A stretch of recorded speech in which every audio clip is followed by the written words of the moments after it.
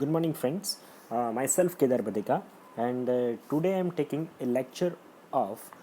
This is the 12th lecture of Material Science and Metallurgy, and in the past two series of lecture we are try to discuss about the various concept of the powder metallurgy, right? So what is happening with the powder metallurgy?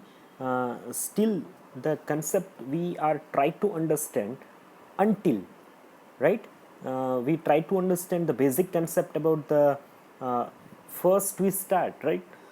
You focus on the thing. The powder metallurgy is a very unique art or unique science for producing the product, right, with the metal powders. So in the basic steps of the powder metallurgy, we are focusing on a different process of producing the metal powders. Then we are also discussing the various method of the blending and mixing. What is the need of blending and mixing? What is the advantages of the blending and mixing? Right, the different process of the producing of the powders, like the atomizations and it's all. And in the last our discussions we try to learn about the different concept about the compacting of the stage of the compacting after we are completing the proper blending and mixing of the metal powder. So, in our today's lecture, we try to discuss or try to focus on the fourth steps of our powder metallurgy, which is the sintering operations, right? The two steps which is still remaining, which is the first, which is the sintering operations, and the another operation, which is the last, which is the finishing operation. So, we try to focus or try to learn about the what is the meaning of the sintering. I previously says that, right, what is the sintering.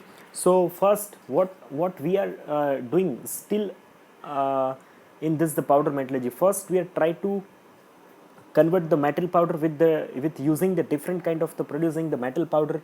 Then we try to scrutinize और try to जैसे हम लोग ने क्या किया कि जैसे हमने पहले मेटल पाउडर को कन्वर्ट कर दिया, जैसे उसके बाद हमने क्या किया कि उस मेटल पाउडर को एक वो छनने वाली प्रोसेस की, राइट? उसको छान के जो same size of the particles हैं, right, same size of particles को हमने अलग किया.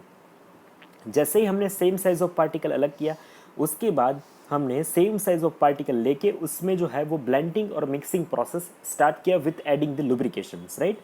अब ये जो विथ एडिटिव्स ऑफ द लुब्रिकेशंस जो है वो क्या करेगा कि एडिटिव्स और लुब्रिकेशंस है वो उसके बीच एक जो है वो बॉन्ड क्रिएट करने में, एक पार्टिकल को दूसरे पार्टिकल के साथ जोड़ के रखने में काफ़ी हेल्प करता है. अब जैसे ही वो प्रॉपर ब्लेंडिंग और मिक्सिंग हो गया, उसके बाद जो next step of the powder metallurgy देते थे कॉम्पैक्टिंग. अब कॉम्पैक्टिंग के अंदर हमें क्या करना है, हमें we are using the different kind of the punch and dies, right. जो शेप आपको, जिस शेप का आपको प्रोडक्ट बनाना है, उस शेप का एक ऑपोजिट रेप्लिका, यानी सेम. सपोज मैंने आपको कल एक एग्जांपल दिया था, जैसे आपको एक सपोज कोई भगवान की मूर्ति बनानी है, जैसे गणपति भगवान की एक मूर्ति बनानी है, तो आपके पास जो डाई होगा, उस डाई के अंदर कैसा शेप होगा, एक रिवर्स, जैसे केविटी वाला, एक गड्ढे वाला ऐसा एक शेप होगा, जिसके अंदर जो है वो ऐसा शेप होगा जैसे गणपति भगवान की मूर्ति हो, राइट. सो उसके बाद जैसे आपको जो मिक्स और ब्लेंड किया हुआ जो पाउडर है, वो पाउडर को आपको उठा के आपको उस केविटी के अंदर, उस डाई के अंदर फिल कर देना है. अब उस डाई के ऊपर से दो ऑपरेशंस हो गए. एक कि जो टॉप आपका पंच होगा वो डाई के ऊपर जो है वो प्रेस करेगा, और नीचे से जो इंजेक्टर होगा वो प्रेस करेगा.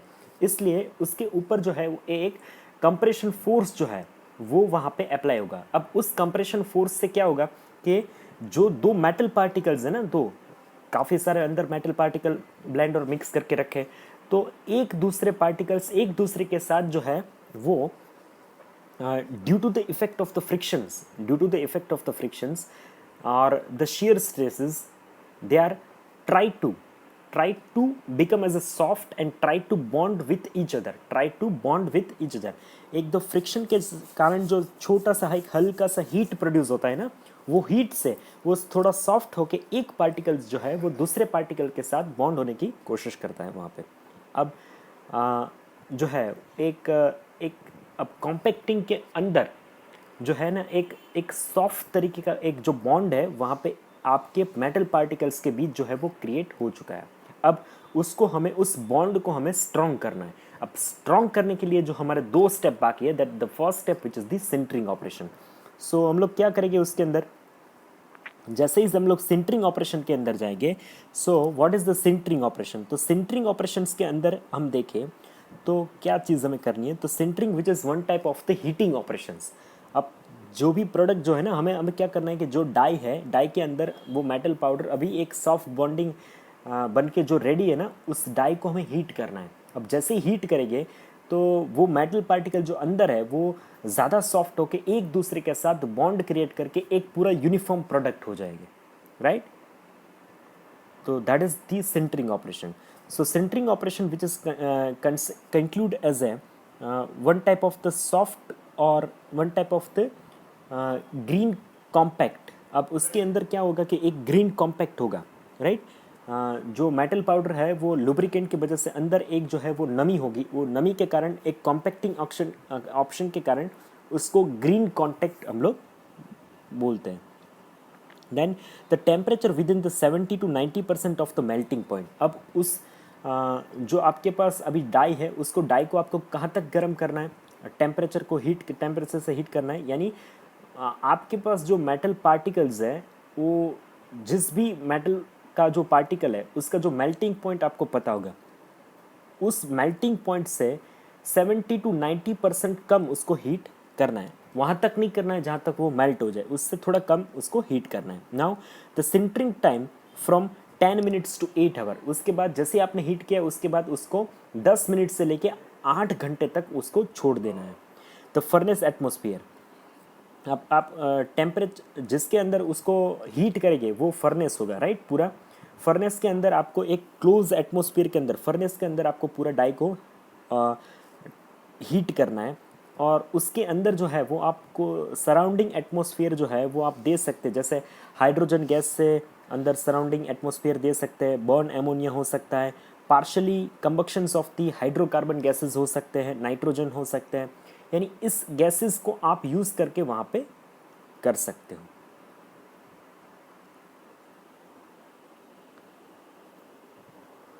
फिर आपका हो गया डिफ्यूजन मैकेनिज्म। अब डिफ्यूजन मैकेनिज्म के अंदर क्या होगा कि जैसे ही आपने अब एक पार्टिकल दूसरे पार्टिकल के साथ सॉफ्ट होके डिफ्यूज़ होके एक पार्टिकल दूसरे साथ के साथ फ्यूज़ हो जाएगा। Then the vapour phase transport, right. अब उसके अंदर जो वेपर होगा वो वेपर जो है वो वहाँ से इवापोरेट हो जाएगा। Then the liquids phase sintering. अब अंदर कोई सपोज कोई लिक्विड कंटेंट होगा तो लिक्विड कंटेंट वहाँ से रिमूव होके वो सॉलिड में कन्वर्ट हो जाएगी। And the spark sintering. अब आप इसमें स्पार्क से भी सिंटरिंग कर सकते हो, जैसे जैसे एक यूनिफॉर्म इंटरवल टाइम पे, राइट, एक यूनिफॉर्म इंटरवल टाइम पे आप जो है वो स्पार्क अप्लाई करके उस प्रोडक्ट के ऊपर, उस डाई के अंदर स्पार्क, उस डाई को स्पार्क करके आप उसको हीट कर सकते हो, right. So this is the sintering operation. अब the sintering of the metal powder, sintering product and the sintering furnace. अब आपको एक जो है ना काफ़ी छोटे छोटे ABCD वाला फिगर दिख रहा है और उसके बाद एक बड़ा फिगर दिख रहा है। अब ये बड़ा फिगर है ना वो एग्जैक्टली ये आप देखोगे ना तो जो साइड वाले जो इनसेट फिगर है छोटे छोटे, उसके अंदर आपको दिख रहा है कि एक पार्टिकल जो है वो दूसरे पार्टिकल्स के साथ ड्यू टू द हीटिंग जो है फर्नेस के अंदर वो एक दूसरे के साथ ज्वाइंट करने की कोशिश कर रहा है। और उसके जो बाजू वाला जो बड़ा फिगर है ना, बड़ा फिगर के अंदर जो है एक जो जूम इमेज की वजह से आप देखोगे तो दो छोटे छोटे पार्टिकल्स हैं, वो पार्टिकल के बीच जो है वो कॉम्पैक्टिंग प्रेशर्स और हीटिंग दोनों को एक साथ सिंक्रोनाइज करके एक दोनों के बीच एक छोटा सा एक बॉन्ड बना है। अब फिर से जब वो एक दूसरे से क्लोज आएंगे तो उसके बाद उसका बॉन्ड बनेगा, एक तरीके से वो एक यूनिफॉर्म जो है वो मेटल बन जाएगा, राइट। अब ये जो सारे प्रोडक्ट है वो आपको दिख रहा है वो सारे प्रोडक्ट जो है वो पाउडर मेटलर्जी प्रोसेस से जो है उसको मैन्युफैक्चरिंग किए हुए हैं। अब सिंटरिंग का आपको एक एग्जांपल दिख रहा है, जैसे ही आपको जो सिंटरिंग वाला जो प्रोडक्ट है, जैसे वो कॉम्पैक्टिंग के बाद जैसे आपको प्रोडक्ट एक सॉलिड प्रोडक्ट बन के मिल जाएगा, आप उसको हीटिंग करना है। जैसे आपको फिगर के अंदर जो है हम वो सारे मोल्ड जो है वो सारी जो डाइज है वो डाई को क्या कर रहे हैं, हीट करके। एक बार कॉम्पैक्टिंग तो हो ही गया था, अब उसको हीट करके थोड़ा फ्यूज़ करके उसको टेम्परेचर से हीट करके उसको थोड़े टाइम के लिए उसको छोड़ देना है। जैसे आपका 10 मिनट से लेकर 8 घंटे तक उसको जैसे ही छोड़ देंगे तो वो एक पार्टिकल दूसरे पार्टिकल के साथ बॉन्ड क्रिएट करना जो है वो स्टार्ट कर देगा। नाउ ये जैसे आपका सिंटरिंग प्रोसेस खत्म हो जाएगा, उसके बाद जो है वो लास्ट जो आपका प्रोसेस है पाउडर मेटलर्जी के अंदर, that is the finishing operations. अब आप जैसे आपका प्रोडक्ट आप डाई से निकाल लेंगे, अब वो पूरा एक सॉलिड प्रोडक्ट जो है वो बन गया है, राइट। हमने स्टार्ट कहाँ से किया था? स्टार्ट किया था प्रोडक्ट को मैन्युफैक्चरिंग करना मेटल के पाउडर फॉर्म से। अब उस पाउडर में से हमें पूरा एक यूनिफॉर्म प्रोडक्ट जो है वो अभी बना के रेडी कर दिया है। तो अब जो लास्ट फेज़ जो है इसके अंदर, जो लास्ट फेज़ है वो क्या चीज़ है कि हम उसका फिनिशिंग ऑपरेशन करते हैं। अब जैसे ही प्रोडक्ट जो है वो हम लोग डाई से निकालेंगे, राइट। डाई से जैसे ही निकालेंगे तो कुछ जो मेटल है वो डाई के साथ चिपक गई होगी, राइट। वो एकदम जो है ना वो फिनिश प्रोडक्ट नहीं होगा, उसके ऊपर आपको थोड़ा ग्राइंड, थोड़ा जो शार्प एजेस हो गए, राइट, वो शार्प एजेस को, क्योंकि जो भी आपके प्रोडक्ट के ऊपर शार्प एजेस होगी वो आपको हटानी पड़ेगी, थोड़ा ग्राइंड करके उसको राउंड अप करना पड़ेगा, क्योंकि वो शार्प एजेस जो है वो आपको कभी भी जो है वो हैंडल करते हुए, राइट, जैसे आपको उठा के रखेंगे तो वो शार्प एजेस जो है वो जो भी ऑपरेटर उसके साथ काम कर रहा है उसको लगने की या डैमेज होने के वो चांसेस हो सकते हैं। यानी आप वो प्रोडक्ट जो है वो जहाँ पे एप्लीकेशन में भी जाएगा तो वहाँ पे एप्लीकेशन में भी वो शार्प कॉर्नर्स जो है, एजेस है, वो एक डिफ़िकल्टीज क्रिएट कर सकती है। इसलिए जो भी ऐसे कुछ अनवांटेड जो शेप या अनवांटेड एजेस जो है वो वहाँ पे दिख रही है, वो आप वहाँ से उसको रिमूव कर सकते हो, राइट। सो इसके बाद जो लास्ट अब ऑपरेशन है, तो ये फिनिशिंग ऑपरेशन हम लोग किस तरीके से कर सकते हैं? फिनिशिंग ऑपरेशन जो है वो हम लोग कॉइनिंग ऑपरेशन से कर सकते हैं, साइजिंग ऑपरेशन से कर सकते हैं। ये जो सारे ऑपरेशन है ना यहाँ पे जो लिखा है, आप काफ़ी ऑपरेशन को आप पहचानते हैं, पर कुछ ऐसे भी ऑपरेशंस हैं जो आपने अभी तक नाम नहीं सुने। तो ये जो है वो आपके आप जब आपका थोड़ा आगे एक सेमेस्टर में आएगा तो मैन्युफैक्चरिंग प्रोसेस के अंदर जो प्रेस एंड टूल है ना, अभी जो हमने डाई का डिस्कशन किया, तो ये जो डाई और पंच से जो भी ऑपरेशन होते हैं उसको हम लोग फॉर्मिंग ऑपरेशन बोलते हैं। अब ये जो सारे ऑपरेशन है ना फॉर्मिंग ऑपरेशंस हैं, राइट। जैसे आपका कॉइनिंग हो गया, साइजिंग हो गया, एग्जैक्ट साइज में कन्वर्ट करने को हम लोग साइजिंग ऑपरेशंस बोलते हैं, राइट। कॉइनिंग दैट मीन्स आपका जो कॉइन होता है ना, सिक्का, वो सिक्का को उसका जो प्रोड्यूस करना, that is the coining operations, right. Then impact forging, then the machining आपको सबको पता है, जो लेथ के ऊपर जो मशीनिंग होता है that is the machining operation.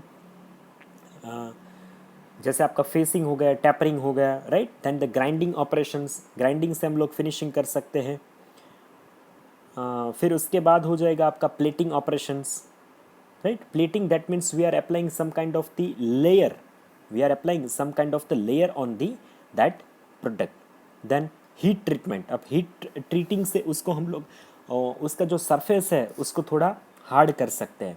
Then impregratings and infiltrations are the another two process which is related to heat treatment to harder the surface of the product which is produced from the powder metallurgy operations.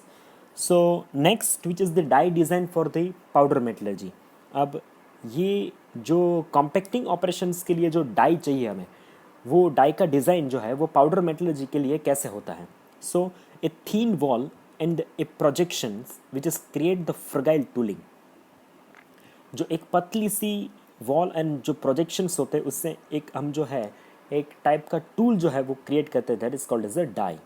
The holes in pressing directions can be round. जो आपके जो ऊपर वाले जो whole है जिससे हमको press करना है ऊपर वाले पार्ट से, वो नॉर्मली राउंड होने चाहिए, स्क्वायर होने चाहिए, डी शेप होने चाहिए। कीज़ है जैसे कीज शेप होने चाहिए, स्प्लाइंस है, स्ट्रेट है, वो सारे शेप जो है वो डाई के अंदर आपको ऑब्जर्व होते हैं। The draft is generally is not required. Powder metallurgy के लिए जो है वो draft that is one type of the allowance, right. जैसे आपका प्रोडक्ट जो है वो जैसे फिनिश हो जाएगा तो उसको बाहर निकालने के लिए थोड़ा ड्राफ्ट अलाउंस जो है देना पड़ता है। उस इस वो अलाउंस से जो है वो फिनिश प्रोडक्ट जो है वो हम लोग आसानी से डाई से वापस निकाल सकें। Then the generous radius and the fillets are desirable to intend the tool life. वहाँ पे जो है वो एक फिलेट्स और रेडियस की वजह से जो है उसका जो टूल लाइफ है, डाई का टूल लाइफ है, वो इंक्रीज होता है। देन जो चैम्फर्स यानी जो स्लॉट दिए गए होते हैं ना, slot that is called as a chamfer rather than the radius are the necessary on the part edge to preventing the burring actions, right. Chamfers यानी कि एक रेडियस तरीके का एक जो स्लॉट होता है ना, वो स्लॉट जो है वो काफ़ी नेसेसरी है, जिसकी मदद से जो है वो इजीली हम जो है वो फिनिश प्रोडक्ट को हम उस डाई में से निकाल सकते हैं। Flats are necessary on the chamfers to eliminate rather the edges on the tool with break easily. ये सेम चीज़ जो बोल रहे हैं कि जो फ्लैट्स है उसके हिसाब से वहाँ पे अगर चैम्फर्स होगा तो चैम्फर से हम लोग इजीली उसको बाहर बाहर एलिमिनेट कर सकते हैं। सो ये सारी चीज़ जो है, जैसे होल्स के प्रोजेक्शंस हो गए आपके, इसके लिए जो बेसिक चीज़ था ना वो मैं आपको डिज़ाइन के अंदर स्पेसिफिक बताऊँ जो डाई डिज़ाइन के लिए, तो एक ज़्यादा हार्ड जो है वो ज़्यादा थिकनेस का डाई डिज़ाइन इसमें ज़रूरी नहीं है। एक थीन वॉल यानी पतला सा वॉल जो होगा ना, उससे इसको डाई को डिज़ाइन कर सकते हैं।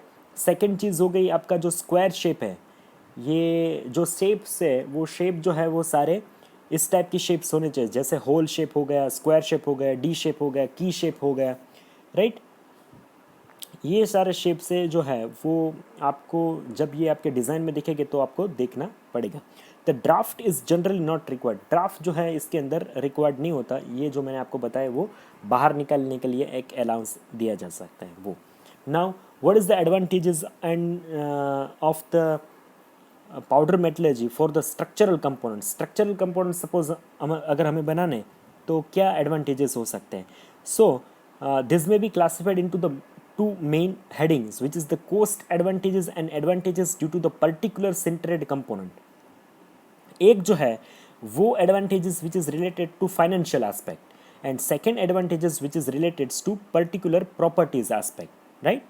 So first we are try to discuss about the cost advantages। जो cost और फाइनेंस से जो रिलेटेड है वो एडवांटेजेस को हम लोग थोड़ा स्टडी करने की कोशिश कर रहे हैं। तो स्टडी एडवांटेजेस की अगर मैं बात करूं तो first which is the zero minimum scrap. इसके अंदर जो है वो मेटल का वेस्ट जो है वो बहुत ही मिनिमम, एकदम ज़ीरो जो है वो वेस्ट होता है, इसलिए आपका कोस्ट जो है वो कटिंग हो जाता है। Then which is avoiding the high machining cost in the mass productions are irregularly shapes of the holes, flats, counterbores, involute gear teeths, keyways, and this can be molded into the components। अब जैसे ये आपको मैंने नाम बताया, जैसे आपका की होल्स हो गए, गियर के जो टीथ होते हैं, काउंटर बोर्स होते हैं, काउंटर शेप्स होते हैं, शेप्स होल होते हैं, वो जो सारे जो शेप होते हैं जैसे हम लोग कास्टिंग से प्रोड्यूस करते हैं तो कास्टिंग के बाद उसके अंदर जो है वो एक हाई मशीनिंग कॉस्ट जो है वो लगता है उसको मशीन करने के लिए, राइट, मशीनिंग एग्जैक्ट साइज में कन्वर्ट करने के लिए। पर यहाँ पे जो है with using the proper kind of the die we can produce the accurate dimension parts, right, accurate dimension part हम लोग प्रोड्यूस कर सकते हैं। Extremely good surface finish at very low cost and the additional cost after the sizing and coining, right. Extremely ये जो finishing operations है, finishing operations के लिए काफ़ी कम कॉस्ट लगता है, और एग्जैक्ट फिनिशिंग जो है वो हम लोग, एक्सट्रीमली फाइन फिनिशिंग जो है वो हम लोग अचीव कर सकते हैं। Very close tolerances without the machining operations, machining किए बगैर उस प्रोडक्ट के अंदर जो है एकदम क्लोज टॉलरेंसेस, जो एग्जैक्ट साइज है वो एग्जैक्ट साइज जो है वो पाउडर मेटल जैसे प्रोड्यूस किया जा सकता है। The assembly of two parts, more parts, two और more parts can be made in the one pieces. अगर ऐसा कोई प्रोडक्ट है जो दो पीस में आपको बनाना पड़ता है, वो अगर सिंगल पीस में जो बनाना है तो वो पाउडर मेटलर्जी से है वो पॉसिबल है। Then the separate part can be combined before the sintering, right. वो जो सेपरेट पार्ट है वो सिंटरिंग ऑपरेशन से पहले जो है वो कॉम्पैक्ट करके हम लोग कंबाइन कर सकते हैं। एंड हाई प्रोडक्शन रेट, इसको मास प्रोडक्शंस में ज़्यादा से ज़्यादा आप कंपोनेंट बनाना है तो वो आपको ज़्यादा कॉस्ट इफेक्टिव तरीके से हम बना सकते हैं। Then the next which is the next advantage जो है वो आपके लिए जो एडवांटेजेस के अंदर बात करें तो एडवांटेजेस के लिए जो नेक्स्ट एडवांटेज है, the components are the malleables and can be. Next अगर स्ट्रक्चरल कंपोनेंट्स के एडवांटेजेस के अंदर बात करें तो उस एडवांटेजेस के अंदर हम देखें तो it can improve the surface finish with the close control of the mass volume and density. एक क्लोज टॉलरेंसेस के साथ उसको मास और वॉल्यूम और डेंसिटी के साथ एक सरफेस फिनिश जो है वो हम लोग अचीव कर सकते हैं। द कंपोनेंट्स आर मेलेबल, उसको हम लोग खींच सकते हैं, right. And can B band without the cracking, उसको अगर थोड़ा सा बैंड करना है तो हम लोग बैंड भी कर सकते हैं, right. The powder metallurgy is makes possible the production of hard tool like the diamonds, integrated tools for the cutting, porcelain glass, tungsten carbide, उस सब के जो है जिससे जो हार्ड एक टूल बनते हैं, कटिंग टूल जैसे हम लोग लेथ में यूज़ करते हैं, ऐसे टूल जो है वो पाउडर मेटलर्जी से हम लोग इफेक्टिवली बना सकते हैं। Then the reactive and non reactive metals, जो केमिकली रिएक्ट करती है, इलेक्ट्रिकली रिएक्ट करती है, थर्मली रिएक्ट करती है, ऐसे non reactive metals both having the high mass productions and the low material cost can be processed, right. उस दोनों टाइप के रिएक्टिव मेटल और नॉन रिएक्टिव जो मेटल है वो दोनों टाइप के मेटल को जो है हम लोग इफ़ेक्टिवली जो है उसको एक तरीके से उसको प्रोसेस कर सकते हैं पाउडर मेटलर्जी प्रोसेस से। अब इसके जो लिमिटेशंस हैं वो लिमिटेशन क्या क्या लिमिटेशंस हैं? There are the number of limitations of the powder metallurgy process as given below. In general the principal limitations of this process are those imposed by the size and shape of the part, the compacting pressure which is required, and material which is to be use. अब सबसे बड़ा जो limitations है ना, वो सबसे बड़ा limitation इस प्रोसेस के अंदर ये चीज़ हो जाएगी कि इस प्रोसेस के अंदर हम लोग छोटे छोटे जो पार्ट्स है वो बना सकते हैं। अगर बहुत बड़ा कुछ पार्ट बनाना है तो उसके लिए ज़्यादा कॉम्पैक्टिंग प्रेशर चाहिए, उसके लिए ज़्यादा बड़ी डाई चाहिए, उसके लिए ज़्यादा अमाउंट ऑफ मेटल चाहिए। वो जो है वो एक लिमिटेशंस है। ये छोटे छोटे पार्ट्स के लिए जो है वो काफ़ी इफ़ेक्टिव है। पर अगर आपको कोई बड़ा सा गियर बनाना है तो इस प्रोडक्ट से, इस प्रोसेस से आप जो है वो बनाना डिफ़िकल्ट हो जाएगा। उसका लिमिटेशन हो गया, right. The second limitation, the process is the capital investment and the initial high cost means the production ranges in excess of the thousands are necessary for economical viabilities। अब ये जो process है ना, ये process के लिए जो initial investment आपको करना पड़ेगा वो इनिशियल इन्वेस्टमेंट काफ़ी ज़्यादा है। जैसे आपको मेटल के पाउडर को फॉर्म करने वाली, उसको प्रोडक्शन करने वाली जो है फैसिलिटी को लगाना पड़ेगा, तभी आप मेटल पाउडर को बना पाएंगे, राइट। उसके बाद जो है उसके अंदर ब्लेंडिंग का फैसिलिटी, मिक्सिंग का फैसिलिटी, कॉम्पैक्टिंग फैसिलिटी, जो इनिशियल फैसिलिटीज़ चाहिए ये प्रोसेस के अंदर वो काफ़ी ज़्यादा है।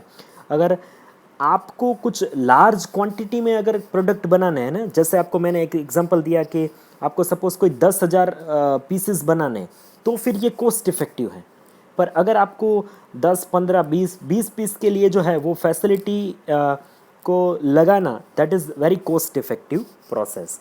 The third limitation, which is the configurations of the component, should be such that it can be easily formed and injected from the die, undercuts and re-entrant angles can be molded. When using the conventional pressing and sintering and have to be machined subsequently. So इसके अंदर जो है ना वो configuration size and shape का जो कन्फिग्रेशंस है वो डाई में से निकालने के लिए जो है उसके बाद जो है वो काफ़ी एक तरीके से एक डाउटफुल प्रोसेस रह जाता है कि वहाँ पे अंडरकट आने के चांसेस काफ़ी रहते हैं और वहाँ से एक रिट्रेंट एंगल जो है वो क्रिएट होने के चांसेस रहते हैं. The capacity of the stroke of the compacting press and the compacting pressure is required limit the cross sectional area and the length of the component. यानी आप कितने अमाउंट में जो है वो कॉम्पैक्टिंग प्रेशर जो है वो आपके प्रोडक्ट के ऊपर अप्लाई करोगे वो एक जो है वो उसके अंदर एक प्रॉपर लिमिट होना चाहिए, राइट. उस हिसाब से जो साइज एंड शेप होगा आपका प्रोडक्ट का उस हिसाब से आपको कॉम्पैक्टिंग प्रेशर जो है वो तय करना पड़ता है, वरना वो जो क्रॉस सेक्शन के ऊपर किसी पार्ट पे ज़्यादा कॉम्पैक्शन प्रेशर लग गया तो वहाँ से वो एलोंगेट होने के चांसेस या वहाँ से ब्रेक होने के चांसेस बढ़ जाते हैं. Then the spears can not be moulded, hence a central cylinder portion is to be required. जो हम लोग जो सपोज हमें एक स्पीयर पार्ट बनाना है, एक पूरा गोला बनाना है, तो हम लोग उससे बना नहीं सकते. उसके लिए एक आपको सेंट्रल सिलेंड्रिकल पोर्शन जो है वो बनाना पड़ेगा, right. The sintering of the low melting point powders like the lead, zinc, tin, etc. which is offer the serious difficulties. जैसे जिस मटेरियल के अंदर जो है उसका जो खुद का मेल्टिंग पॉइंट है वो काफ़ी लो है, काफ़ी लो टेम्परेचर के ऊपर जो है उसके पाउडर जो है मेल्ट हो जाते हैं. जैसे आपका लीड हो गया, जिंक हो गया, टीन हो गया, उसके लिए जो सेंटरिंग करना है ना वो काफ़ी डिफ़िकल्ट हो जाता है, राइट. यानी ऐसी मेटल जिसका मेल्टिंग पॉइंट खुद जो है वो लो मेल्टिंग पॉइंट के ऊपर जो है वो मेल्ट हो जाते हैं, तो उसके लिए जो है वो डिफ़िकल्ट होता है ये process. Now disadvantages of the powder metallurgy process. A limited size capability is due to the large forces, right. एक जो लार्ज फोर्सेस रहता है उसके हिसाब से एक जो है वो सर्टेन साइज़ के जो है प्रोडक्ट बना सकते हैं. द स्पेशलिटी मशीन्स हमें चाहिए इसके लिए, प्राइमर फैसिलिटीज़ के लिए. We have to need the control the environment and the corrosion concern, right. ये जो कोरोजन वाला कंसर्न है वो हमें देख के जो है वो प्रोडक्ट बनाने पड़ते हैं. Will not typically produce a part strong as the wrought product. जो इतना हम लोग स्ट्रॉन्ग इससे पार्ट नहीं, यानी ऐसा पार्ट जिसके ऊपर बहुत ज़्यादा फोर्सेस लगते हैं, ऐसा पार्ट पाउडर मेटलर्जी से बनाना जो है वो डिफ़िकल्ट है, क्योंकि इसका जो स्ट्रेंथ होता है ना वो स्ट्रेंथ इतना यूनिक स्ट्रेंथ नहीं होता, इतना स्ट्रॉन्ग प्रोडक्ट जो है वो नहीं बनता है.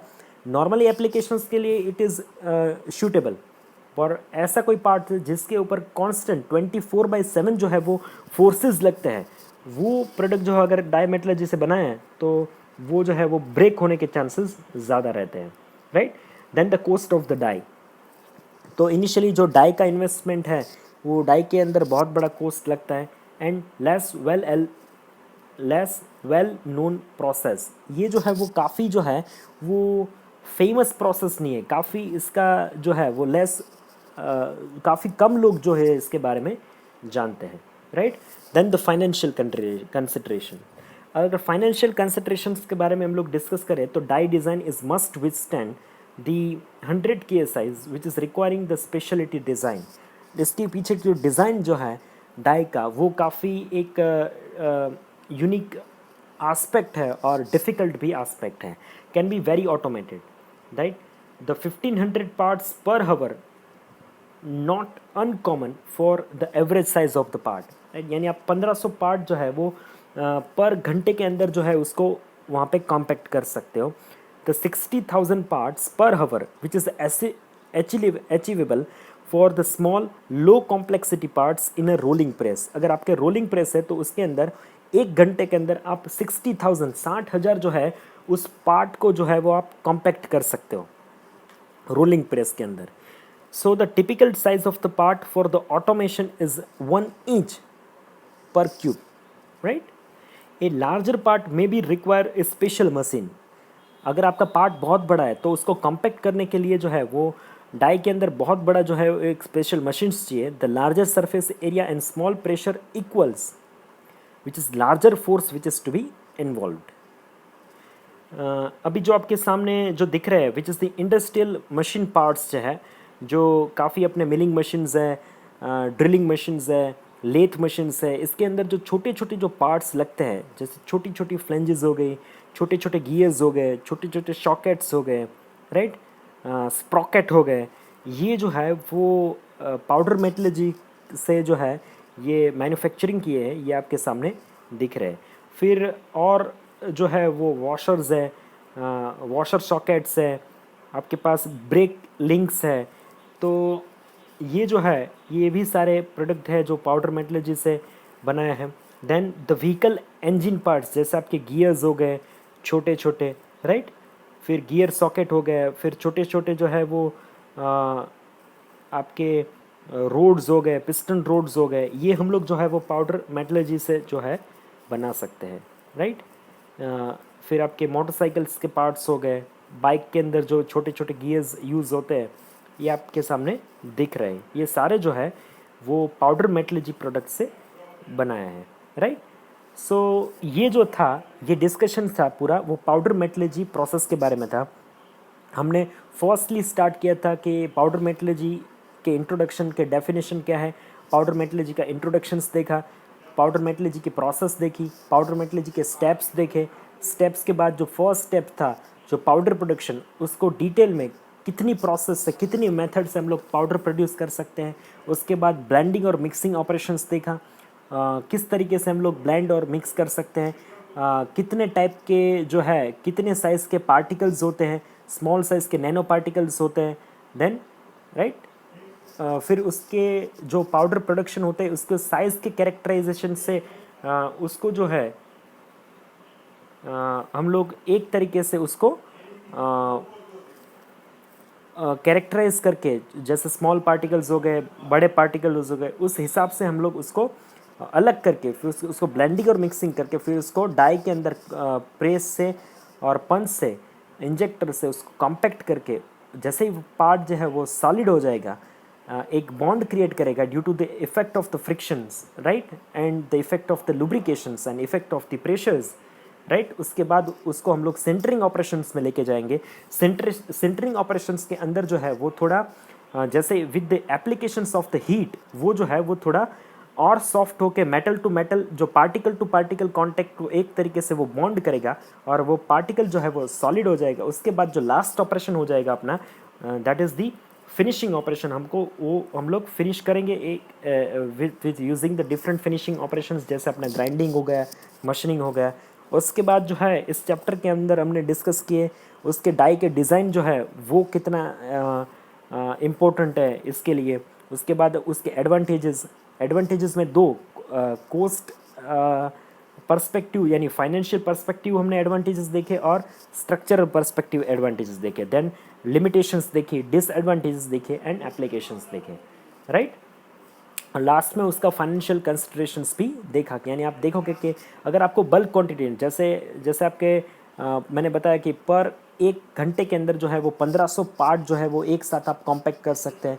यानी उसके बाद एक ऐसा है कि जैसे आपको रोलिंग प्रेस है, तो रोलिंग प्रेस के अंदर उसका कैपेसिटी जो है वो स्मॉल पार्ट्स के लिए जो है वो 60,000 पर हावर्स, एक घंटे के अंदर 60,000 जो है वो पार्ट को एक साथ कॉम्पैक्ट कर सकता है। यानी ये जो है वो काफ़ी अगर आपको बल्क में अगर कोई प्रोडक्ट बनाने हैं, छोटे छोटे पार्ट्स बनाने हैं, तो पाउडर मेटलर्जी है वो काफ़ी इफेक्टिव है।